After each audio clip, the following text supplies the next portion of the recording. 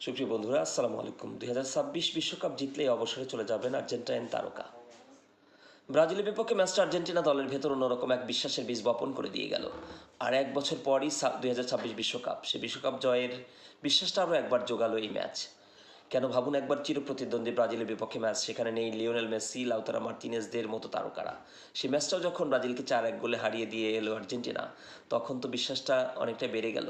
বিশ্বকাপ শিরোপাটা ধরে রাখার রসদ আছে আলি বিসেলেস্তেদের।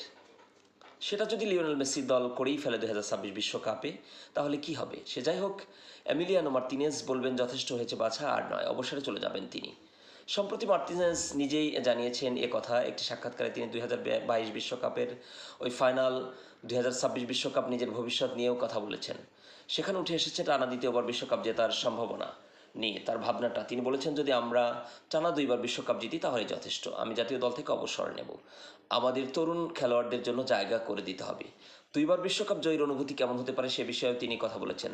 তবে সে যাই হোক, 2022 বিশ্বকাপের অনুভূতির মতো কিছুই হবে না, বিশ্বাস মার্তিনেজের।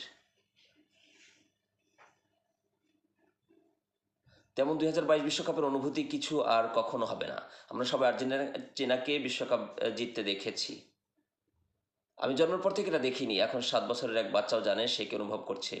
আপনি খুশি হবেন, উদযাপন করবেন, কিন্তু আগের মতো অনুভূতি আসবে না।